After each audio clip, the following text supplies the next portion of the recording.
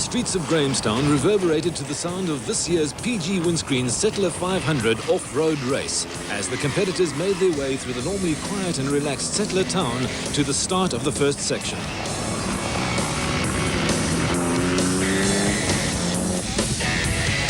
First away in the 80-kilometre Settler Sprint were the Class 5 vehicles with Bill Angus and Derek Weatherall, the first in the pack to get away.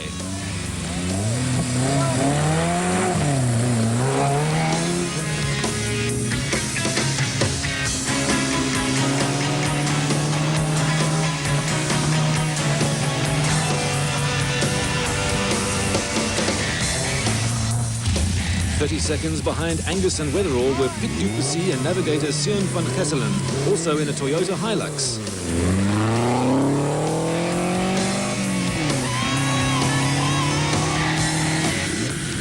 In Class 6, driving a Nissan Safari were Arpi Reinecker and Lucas Dreyer. Missing from this class were Philip Malan and Hannes Krobler, leaving only 3 competitors in the class for this race.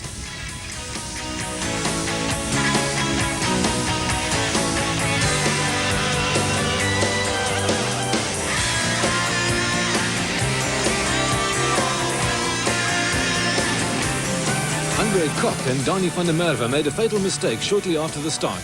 In their haste to catch Reinecker and Dreyer, they took a wrong turn and wasted valuable time, finishing 12.5 minutes behind the flying Nissan.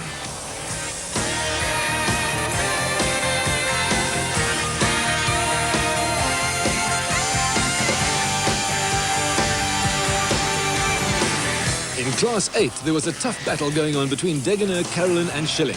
Here, Richard Schilling and Fred Levesque in their Cheneth Magnum have the advantage of clean air as they approach the camera.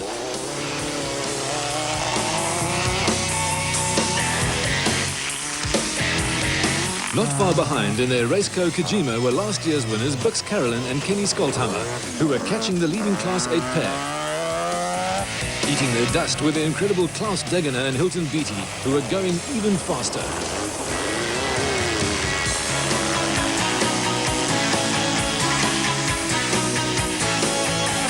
Port Elizabeth driving ace Dion Joubert, together with navigator Wayne Pettit, caused a stir when he finished with the 4th fastest time in Class 8 in his owner-built Centaur.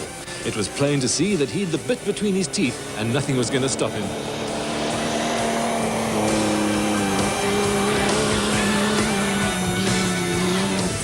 The only disappointment of the day came when Robbie and Lofty Daisel rolled their sprinter. Robbie had to be rushed to Port Elizabeth with a badly broken arm, bringing this year's race to an abrupt end for them. Linton Draper and Steve Vermaak impressed in their Class 4 Nissan until they made a drastic error in negotiating the notorious Bandits Pass and went careering 30 metres down the side of the hill.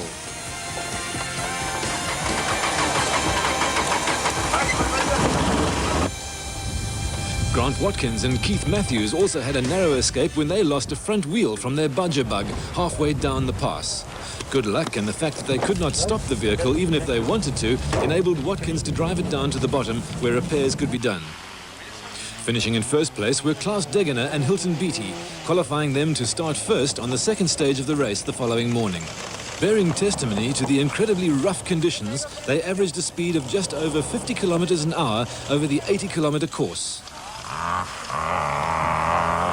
Marginally slower in second position was Bux Carolyn and Kenny Skolthammer, only 2 minutes behind the leading pair.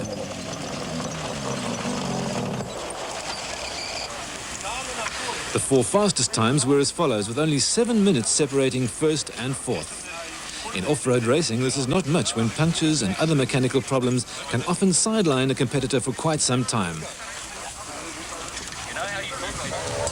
The weather had changed dramatically overnight, bringing a strong ice-cold wind in contrast to the previous day's hot Bergwind conditions.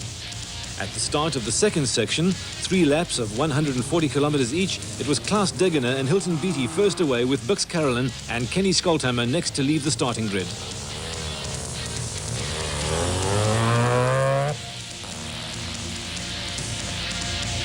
Behind them, Richard Schilling and Fred Levesque in their Cheneth Magnum were third away. Dion Joubert and Wayne Pettit left as the sun began to shine, but without much warmth. After only 5 kilometers from the start, Klaus Degener had gone missing, and Bux Carolyn found himself in the lead. Using this to his advantage, he increased his lead over Schilling and Levesque and set up the fastest time for the lap.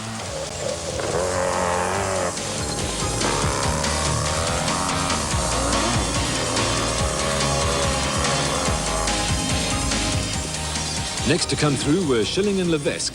The race was still in its early stages, and if Schilling took it easy without letting anyone overtake him, he could just win the race if Carolyn was slowed down with mechanical problems.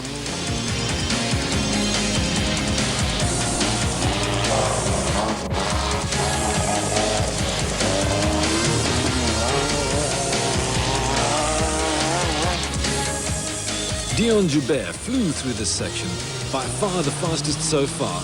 But unfortunately, he broke a front wheel strut later in the race and was forced to retire without even completing the first lap.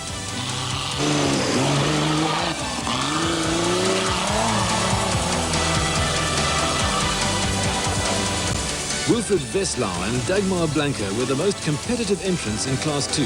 And in their VW Beetle, they were setting up lap times which were comparable with the much faster vehicles.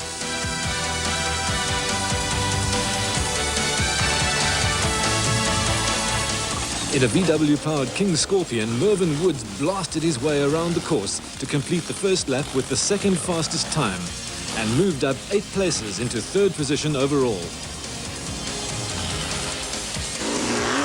Klaus Degener was the first to break down shortly after the start, and Ashley Thorne and Peppy Martin broke a CV joint in their Maluti Beauty Cheneth right in front of our camera position. Fortunately, they had a spare, and 20 minutes later, they were back on the road again.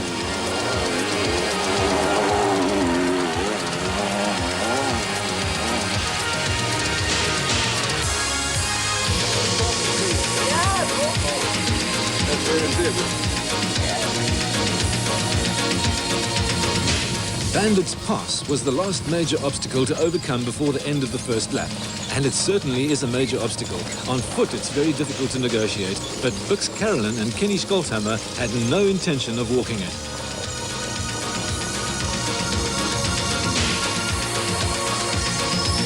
Next to be tested were Richard Schilling and Fred Levesque, who are now 12 minutes behind Carolyn and only 7 minutes ahead of Mervyn Woods, who is putting in a strong challenge behind them.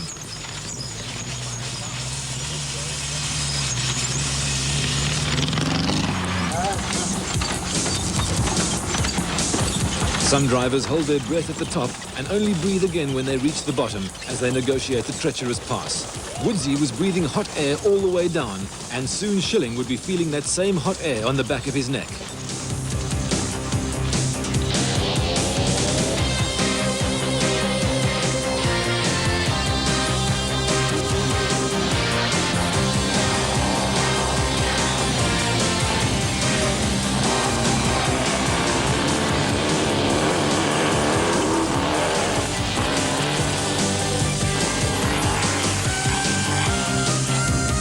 Having almost completed the first lap with no serious damage was a good omen for Selwyn Robinson and Donald Duck Broadhurst in their Class 7 Kestrel buggy. In 10th position overall and the first in their class, they were doing well. After a close shave on the first day, Linton Draper and Steve Vermaak seemed intent on getting rid of their Nissan, even if it was piece by piece.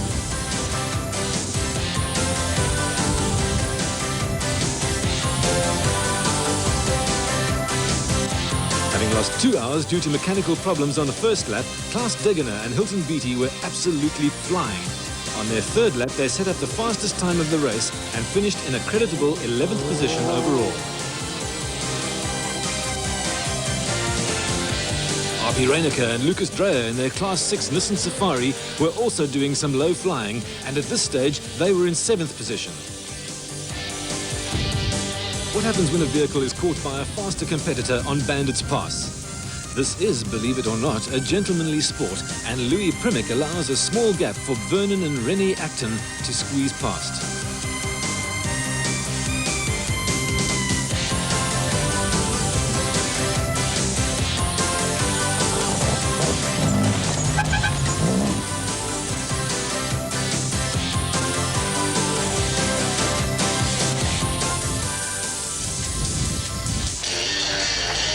End of the second lap, and in second place overall, Mervyn Woods had the misfortune of a puncture, which cost him valuable time. A faulty jack and flat spare lost him his second place.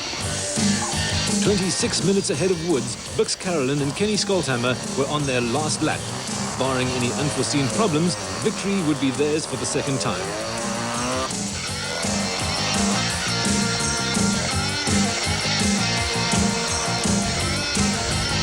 Capitalizing on Woods' misfortune, Alfred van Vuren and Piet Pelser charged through into second place. The race had spread out now and they were more than an hour behind the leaders. Having lost an hour in the second lap, Richard Schilling and Fred Levesque put up the third fastest time on the last lap to secure fourth position overall, passing Wilfred Veslau and Dagmar Blanca on the way.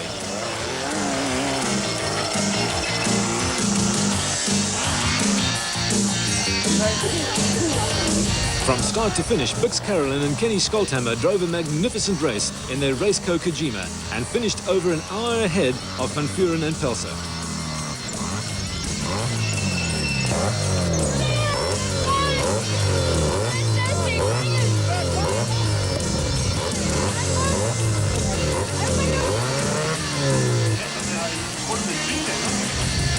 Having grabbed second place from the sidelined Woods, Van Vuren and Pelser made no mistakes on their final lap and charged into the finish and the welcome sight of the checkered flag.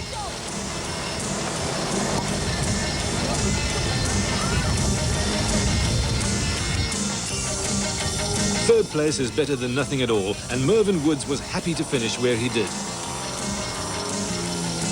It was a tough race. 20 out of the 44 cars that started the race finished, bearing testimony to the fact that the Settler 500 off-road race is one of the toughest of its kind in the country.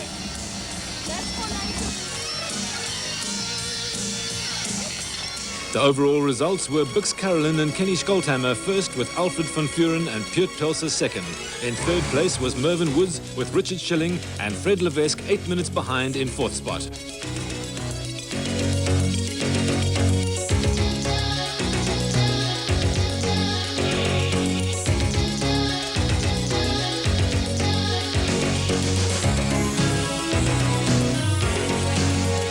Tough but well-organized race, enjoyed by all, especially those who managed to win their individual class races.